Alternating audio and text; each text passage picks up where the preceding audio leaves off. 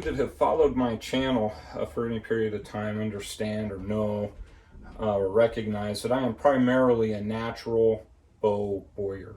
Right? I choose to make my bows out of natural materials, both wood and bamboo. But I have in the past built not only the type of bows that you've seen on my channel up to this point, but also PVC bows, which if you haven't made a PVC bow and that is in the slightest way interesting to you, give it a shot. I mean, that's one of those bows that legit, if you follow the Backyard Bowyers channel, Nick will take you through a build and you can almost follow that video real time and have a bow when you're done, right? Like you could make it in a matter of a couple hours and just be shooting and having fun with it. And then fiberglass. And fiberglass bow builds are not new to me. I have done builds in the past. So here's an example of one of my bows that I built in 2017. Although with the big fat paint marker, you'd think I was 3 years old. Anyway, the bow came out at 45 pounds at 28 inches draw, which was right in the neighborhood of where I like to make my bows anyway. And shoots really incredibly well.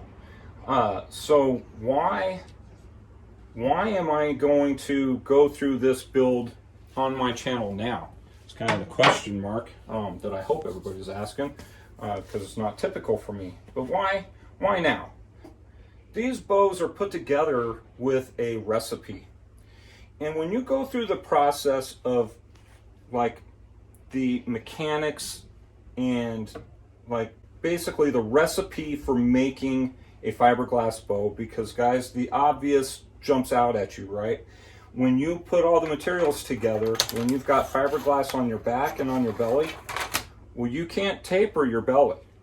There's no tillering work can be done on the belly of your bow. At least not any significant tillering, right? You don't get to change the shape of the bend. If you glue in a hinge, you're sunk, because there's nothing you can do to remove material in enough other places to eliminate the hinge. If you glue in stiff spots, you are again significantly diminished in your ability to remove wood to induce a bend, at least on the belly. And we'll go through a lot of that as we go through the build, like how the recipe works, the tapers, and etc. And when you learn to make a bow from that perspective, it really improves your acumen from basic bow design that will translate very well into any bow you make. Okay. Making it from fiberglass introduces some limitations to what we can do. And that is a trade-off to, I guess, the safety of using fiberglass. But you have to be able to know how to manage that limitation, right? So we'll go through all of that. Let's talk about the materials I have on the table right now and what we're going to be making here. I have a hackberry board right here, and I love hackberry for this application because the tensile strength on hackberry is a very high strength, so it's comparable to like hickory, but the weight, the physical mass on hackberry is not nearly as heavy as hickory, so we can build some really light limbs and trust that the wood's going to stay together for us. As a side benefit, it has a very milky white color, and it's going to look real handsome between our laminations of fiberglass. Then I have a piece of Padauk here. The Padauk is going to be used for an accent lamb in those limbs, just to kind of break up the monotony of the white. And then two strips of fiberglass. One is 0.05, which we are going to be putting on the belly, and one is 0.04, which is going to be going on the back. Again, a part of that recipe that I will explain as we move forward with the build. So guys, quick shout out to Kenny's Custom Archery, where I procured my fiberglass from. Guys, if ever you need a resource for your fiberglass, Kenny's the guy to go to. At least he's the guy that I've always gone to. I'll link his website down in the description of the video. And Kenny, thank you for getting this material out to me quickly.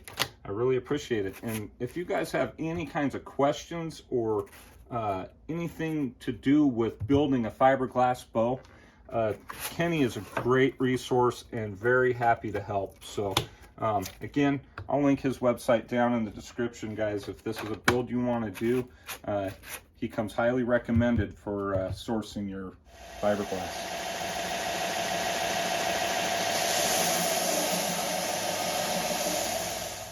All right, here is my trued up stock. Now it's trued up on 3 sides. All right, so on each side here and then on one surface. The other surface is still going to be rough and or misshapen to some degree.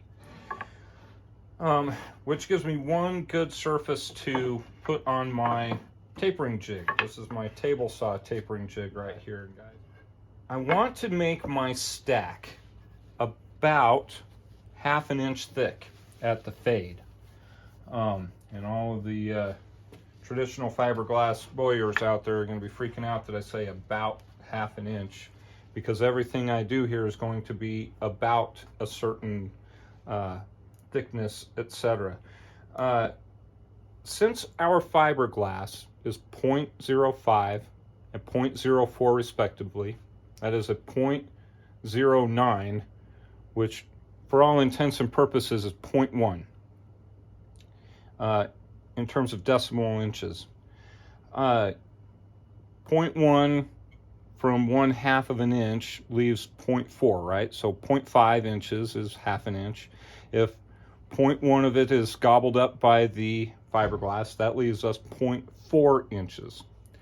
And if I take my caliper here and I run it to about a 0.4 inches and then change to, fractional inches, we're talking about 13/32. And 1/32, I don't think it's going to make or break the bow. Yes, it is 8 times the effect when we talk thickness in terms of weight, but still, we're going to look at this as 12/32. Okay, and you reduce that down, that's what, 6/16 or 3/8 of an inch. And since we're doing 3 plies, we're going to make each ply about 1/8 of an inch at the fade out. So we need to be just a little thicker than 1/8 of an inch at the termination of our taper here. And then we need to decide the degree of taper. And I am going to take each of my tapers and taper them to half the thickness out at the tip as they are at the grip. So our taper is going to be 1/2 as thick out at the tip. Now, we talk a lot in bow building about leaving your tips thick so that you can make them narrow. We have an answer for that in this scenario. Okay, so don't worry about that just yet. We will come back and approach that concern as we move along in the build. But what I want to do is make it 1/2 the thickness at the tip as at the fade, because I know I've got 2 more parallels coming into this, and those fiberglass pieces being 0.1 inch, okay, or 20% of my limb thickness is going to be the same thickness at the fade as it is out at the tip. So I lose 20% of that taper by virtue of the fact that my 2 fiberglass tapers, they're not tapers, they're parallels. All right, so I'm going to go ahead and process these out. I'm going to make 4 lambs of the hackberry. Okay, so 2 for each side of the limb. And then 2 lambs of the Padauk, so that I've got 1 for each side.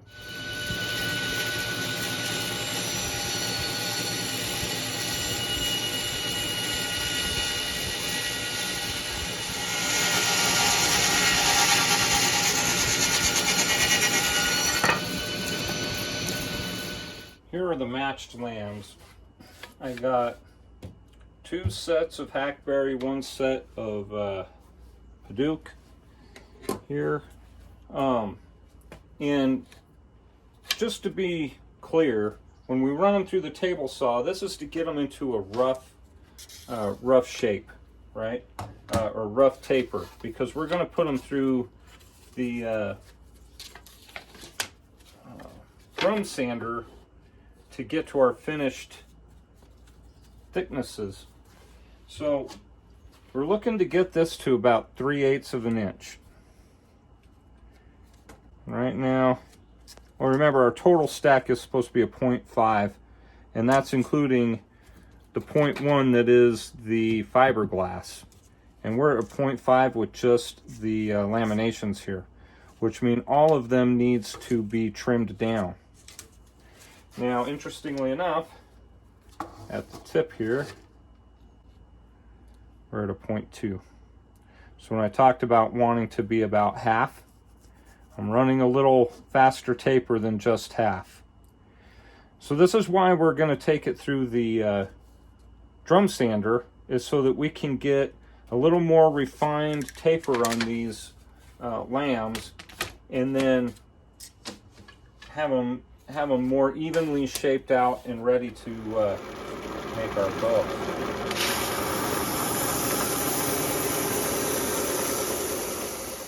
I'm going to go over process a little bit here, especially if you're making your own lambs, and pretty much only if you're producing your own lambs. And that is that when you go to mill them, like on a drum sander, or if you're putting them, you know, on sleds and running them through, you want to produce your laminates like in pairs, let's say. So one would be your upper limb and one would be your lower limb, and that way when you're running them through together, they are in fact the same, right? Like you want them to have the same thickness from the back, or from the top of the lamb to the end of the lamb, because you can be off a little bit. And if you take a look at these, I am thicker, say like on this lamb of hackberry than I am on this lamb of Pt1. But my alternating lambs all match up. So if I've got a slightly thicker lamb, you know, on the bottom limb, that same slightly thicker lamb is also on the top limb. So everything gets run in pairs, just like this, when you are tapering them out, however you choose to do that. And then label them out, right? So once you're done, one is side B and one is side A. Okay. I had mentioned that I wanted to make my tapers finish out at about half thickness from top to bottom. And just going to pull out an arbitrary lamb here. And at about the fade, well, let's get this on fractional inches, or rather decimal inches. See if we can see this. So I'm at about 0.14 up here at what's going to be the fade. And out here at the tip, I'm running about a 0.08 in that range.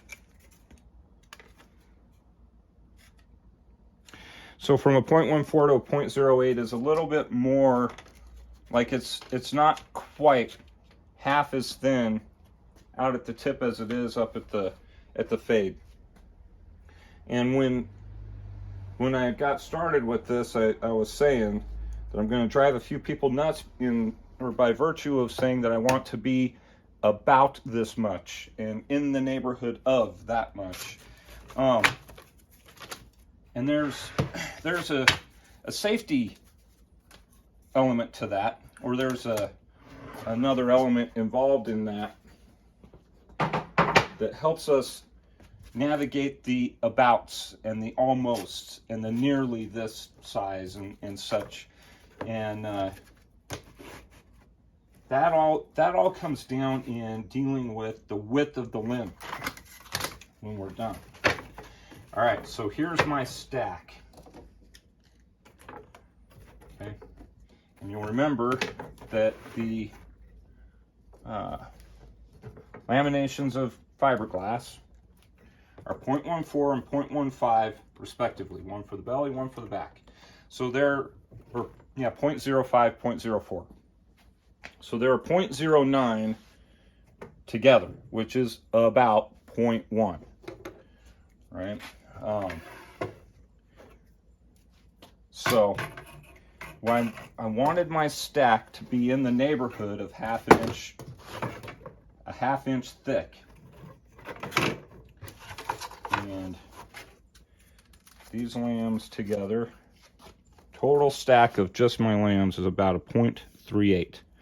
Now, if what I said is true here with the fiberglass being an additional, and really we're almost 0.39. 0.39 here. And another about 0.1 with the fiberglass. So my other side here in conjunction is a 0.48. So there's another about 0.1 inches there. So we are almost half an inch thick at what would be the fade here. And that's what I was looking for. I built it to the thin side of half an inch because all of my rounding up to this point has been to favor a thinner stack rather than thicker. And the reason for that is because in most instances, and I've only know this because I've read so many attempts at making a fiberglass bow, is that the end product ends up being far stiffer than the bowyer anticipates when they first get started. So I always kind of err on the side of a little bit thinner. The initial stack, right, where I pulled that number from, the about half an inch, is often an existing bow. All right, so there's many bows been made before this bow, so we've got some good information already out there just to draw upon. Okay, so it's from another longbow. I checked it. It was a 0.52 at the fade. Now, it did not have the reflex glued in it like we're about ready to put into this bow. That reflex is going to make a little bit of a difference in terms of draw weight. Plus, the bow I took it off of was really quite narrow, right? And this is really quite wide.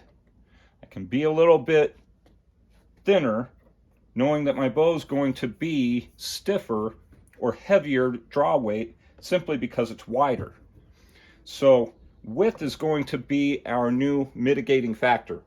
Whatever this comes out of the mold being in terms of draw weight or stiffness or what have you, we can eliminate that stiffness or at least reduce it by reducing the thickness of our limb. And this limb's a full 1.5 inches right here. And my goal is not to have an 1.5 inch wide bow. As a matter of fact, my intention is to be as close as possible to about 1 inch wide at the fade.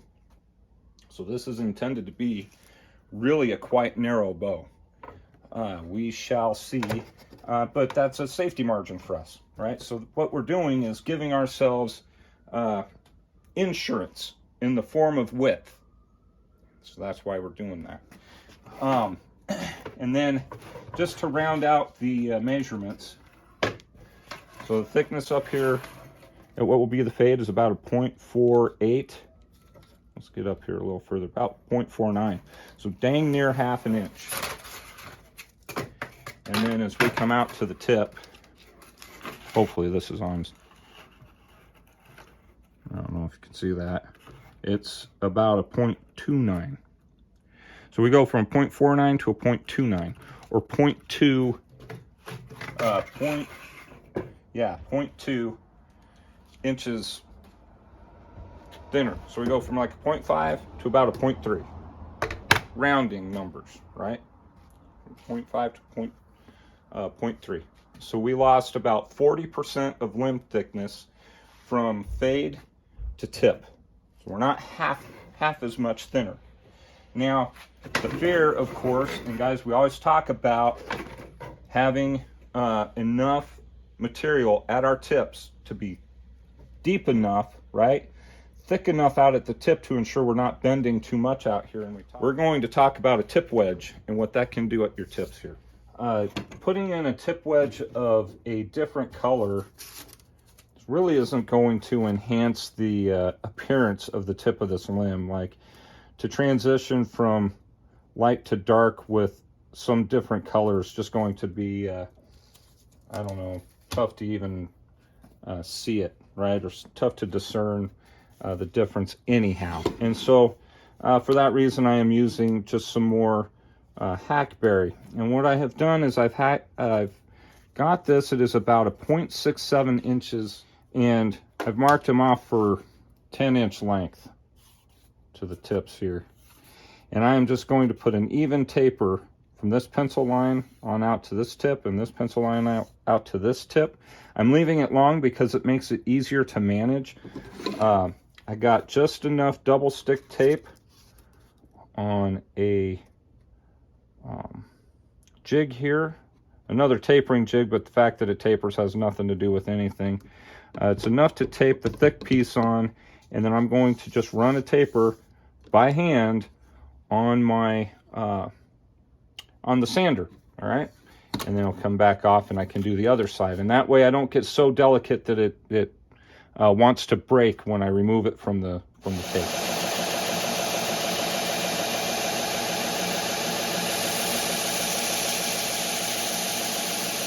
The end of that board is nearly paper thin. Let's see if maybe this helps. Yeah. And really, it's almost like I made one large power lamb, one really long power lamb. That's essentially going to be cut in half, and each side then used as tip wedges. Here are limb laminations, our tip wedge. Hopefully you can see that really nice. You got to get it tapered to a paper thin edge here, right? And we're going to place it between what would be the lamination that goes against the back of the bow. So here would be our belly. All right, and this is designed then to take our bend, which is kind of concentrated out at the tip because we tapered our lambs that way, and kind of put that stiffness back into that tip, starting with the edge of the wedge. Edge of the wedge. Say that 10 times fast. Here it is in the stack. So you can see the extra lamb right here. And then it is difficult to discern where that wedge ends as it climbs up the limb right there. But here's its length. So that's how that's going to look out at our tip. And what that does is stops the hard bend right in this region right here, which means our tip will remain stiff, and put that bend back into more of the center working portion of the limb. So that is, guys, this is the extent of our limb laminations. Okay, fiberglass back, lamb, tip wedge, accent lamb, belly lamb, belly piece of I wanted to say bamboo. It's not bamboo, obviously, it's fiberglass. Just this is pretty much the whole limb configuration. All of the pieces for our limb.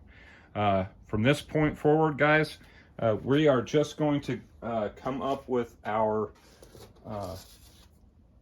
riser.